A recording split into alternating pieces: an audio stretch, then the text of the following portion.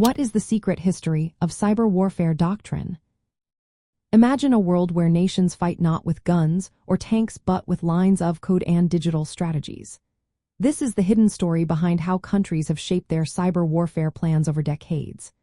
It all started in the 1970s, when military and intelligence groups realized their computer systems could be attacked from afar. Back then, they mainly focused on protecting military networks from hacking, espionage, and system failures. As digital communications grew, so did the need to defend these systems.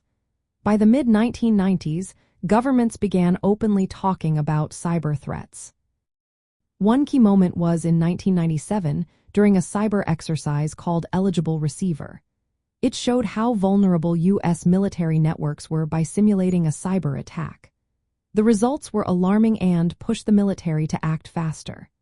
Soon after, in 1998, the United States created a special unit called the Joint Task Force Computer Network Defense. This unit was tasked with defending military networks and later expanded into larger commands focused on cyber operations. These steps marked the beginning of a formal cyber warfare doctrine. This doctrine treats cyberspace as a new battlefield. It guides how armies and governments plan offensive and defensive actions in digital space.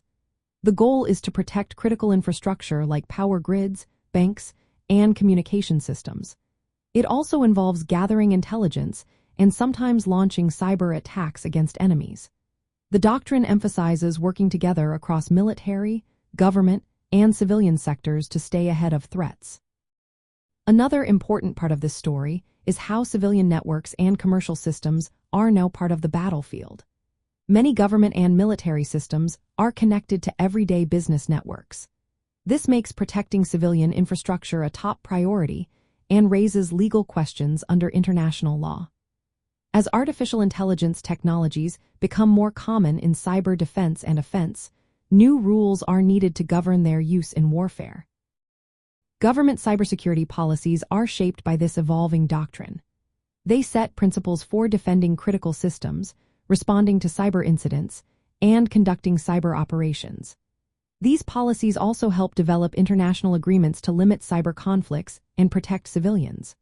Over time, the secret history of cyber warfare doctrine has grown from early awareness of vulnerabilities to a complex set of strategies, laws, and norms. It reflects how warfare has shifted into the digital realm and highlights the importance of updating legal frameworks to include artificial intelligence and new technologies. This ongoing story shows how nations are preparing for a future where cyber conflict is just as real as traditional warfare.